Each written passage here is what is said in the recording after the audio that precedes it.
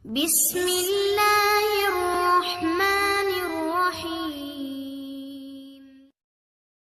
Bismillahirrahmanirrahim. Allahumma inni as'aluka min khairi hadha amali wa khairi ma fihi wa a'udhu bika min syarri hadha amali wa syarri ma fihi innaka ala kulli syai'in qadir.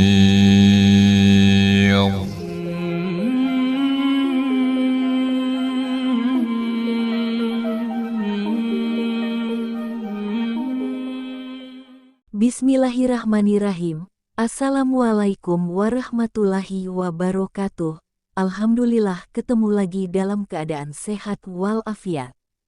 Kembali lagi bersama kami dalam channel Bismillah yang membahas kisah-kisah keteladanan Nabi, kisah-kisah atau peristiwa Islami lainnya yang semoga dapat memberi tuntunan dan tontonan bagi kita semua serta kita memperoleh rahmat, hikmah, serta hidayah di dalamnya. Amin ya rabbal alamin.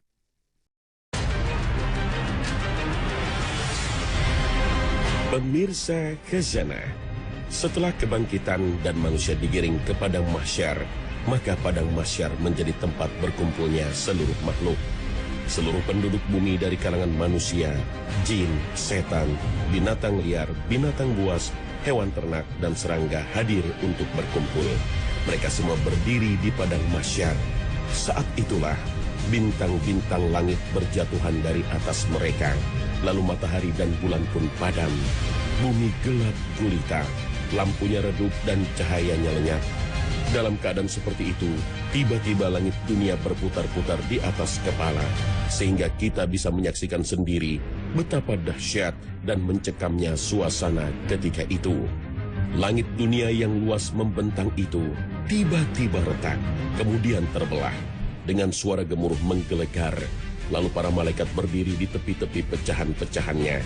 Langit yang sudah retak dan terbelah itu kemudian dilelehkan oleh Allah Subhanahu wa Ta'ala, sehingga menjadi seperti cairan tembaga yang berwarna kekuning-kuningan.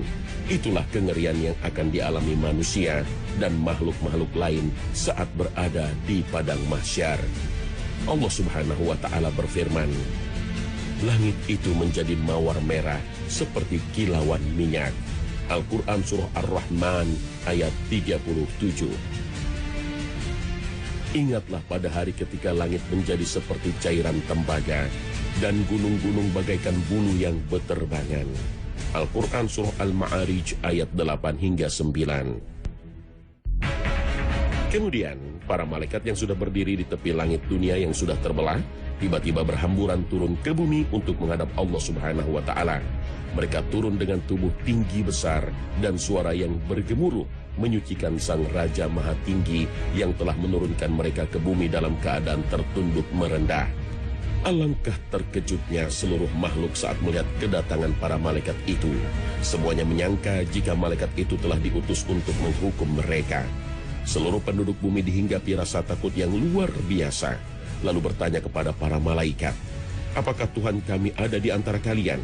Mendengar pertanyaan ini, para malaikat amat terkejut, karena Tuhan dianggap berada di tengah-tengah mereka.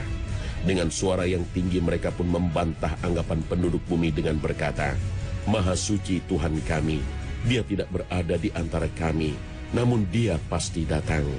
Mereka lantas mengambil posisi melingkar, mengelilingi semua makhluk dengan kepala tertunduk penuh kerendahan. Bayangkan keadaan malaikat kala itu dengan sayap dan tubuh tinggi besarnya menundukkan kepala penuh kehinaan, ketidakberdayaan, dan ketundukan di hadapan Allah Subhanahu wa Ta'ala. Demikianlah kondisi mereka, termasuk para malaikat penghuni langit lapis ke-7. Dalam kondisi mencekam, seluruh umat manusianya berdiri menunggu keputusan Allah Subhanahu wa Ta'ala. Terus berdiri, bukan sehari atau seminggu, tapi sangat lama, bahkan sampai 50.000 tahun. Al-Hafiz Ibnu Katsir mengatakan, Di dalam sebuah hadis dijelaskan bahwa mereka kelak akan berdiri selama 70 tahun dalam keadaan tidak berbicara sedikit pun. Ada yang mengatakan mereka berdiri selama 300 tahun. Ada lagi yang mengatakan mereka berdiri selama 4.000 tahun. Setelah itu baru diputuskan perkara mereka seukuran 10.000 tahun. Allah Ta'ala menjelaskan akan hal itu melalui firman-Nya. Pada hari ketika ruh dan para malaikat berdiri bersaf-saf, mereka tidak berkata-kata, kecuali siapa yang telah diberi izin kepadanya oleh Tuhan yang Maha Pemurah, dan ia mengucapkan kata yang benar. Itulah hari yang pasti terjadi. Maka barang siapa yang menghendaki, niscaya ia menempuh jalan kembali kepada Tuhannya. Al-Quran Surah An-Naba ayat 38 dan 39. Abdullah bin Mas'ud radhiyallahu anhu berkata, Rasulullah SAW pernah bersabda, Allah akan mengumpulkan dari makhluk pertama hingga terakhir pada hari yang telah ditentukan. Mereka berdiri selama 40 tahun, seraya pandangannya tegak melihat ke langit, menunggu Allah untuk memutuskan perkara. Hadis riwayat Tabarani. Dalam hadis lain juga dijelaskan durasi waktu yang ada pada saat itu.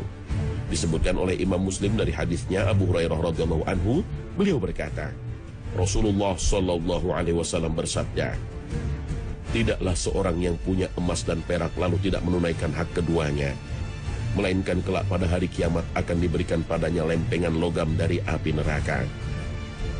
Lantas dicelupkan ke dalam neraka jahanam, selanjutnya digosokkan pada tulang rusuk, kening serta punggungnya, dan tiap kali menjadi dingin maka dicelupkan lagi pada hari yang sama dengan 50.000 tahun. Itu terjadi hingga diputuskan perkara hamba, maka dirinya sudah melihat jalannya, apakah ke surga atau ke neraka. Hadis riwayat Muslim.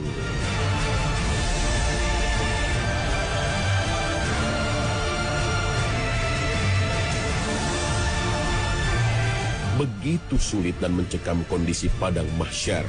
Itu sebabnya Nabi SAW biasa berlindung kepada Allah Subhanahu wa Ta'ala dari sempit serta susahnya pada hari tersebut. Sebagaimana yang tertera dalam hadis yang dikeluarkan oleh Imam Ahmad dalam musnadnya, dari hadisnya Rabi'ah al-Jarash radhiyallahu anhu, beliau mengatakan, aku pernah bertanya kepada Aisyah, doa apakah yang biasa Rasulullah panjatkan pada saat sholat malam, dan dengan bacaan seperti apa biasa beliau membuka doanya? Maka Aisyah menjawab, adalah beliau biasa mengucapkan takbir Allahu Akbar 10 kali, tasbih Subhanallah 10 kali, tahlil La ilaha illallah 10 kali, istighfar 10 kali. Kemudian beliau berdoa, Allahumma gfirli wahdini warzuqni. Ya Allah, ampunilah diriku, berilah aku petunjuk dan rizki, sebanyak 10 kali. Lalu ditutup dengan doa, Allahumma inni a'udzubika minadh-dhiqi yaumal hisab. Ya Allah, sesungguhnya aku berlindung kepadamu dari sempitnya pada hari pembalasan, sebanyak 10 kali. Hadis riwayat Ahmad. Apakah durasi 50.000 tahun berdiri menunggu keputusan Allah dalam kondisi sulit dan mencekam itu akan dirasakan seluruh umat manusia? Orang kafir dan ahli maksiat akan mendapat bagian yang lebih besar lagi pada hari mencekam ini. Allah Ta'ala menjelaskan hal ini dalam firman-Nya. Dan adalah hari itu satu hari penuh kesukaran bagi orang-orang kafir. Al-Quran Surah Al-Furqan ayat 26. Sementara ahli maksiat akan menuai apa yang pernah dilakukannya di dunia. Sebagaimana dijelaskan dalam riwayat Muslim, orang yang enggan mengeluarkan zakat akan diazab. Hartanya berubah menjadi binatang yang akan menginjak, menggigit, serta menanduk dengan tanduknya.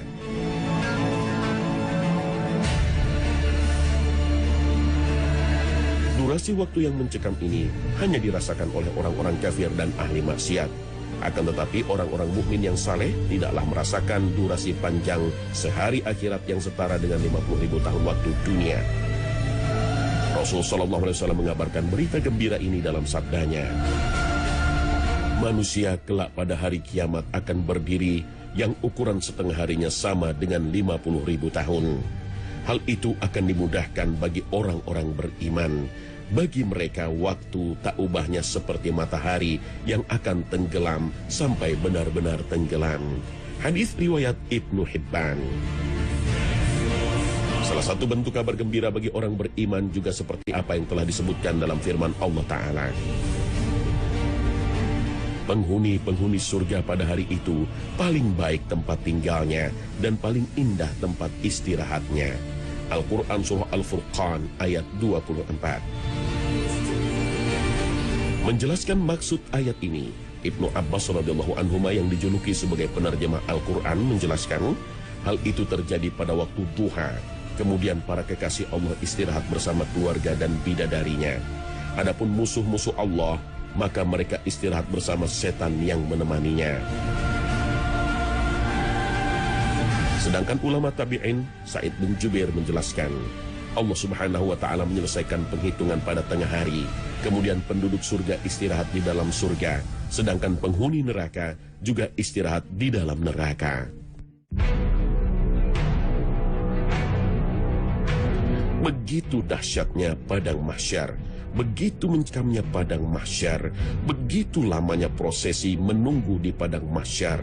Belum lagi rasa haus dan lapar yang tentu akan membayangi manusia. Itu sebabnya seorang ulama besar generasi terbaik Nabi, Abdullah bin Mubarak, pernah dihadirkan padanya air Zam-Zam. Lalu beliau berkata, aku pernah mendengar Nabi Muhammad SAW bersabda, air Zam-Zam berkhasiat sesuai dengan niat peminumnya. Hadis riwayat Ibnu Majah. Maka aku minum sekarang dengan niat untuk menghilangkan kehausan pada hari kiamat kelak. Kemudian beliau meminumnya. Wallahu a'lam.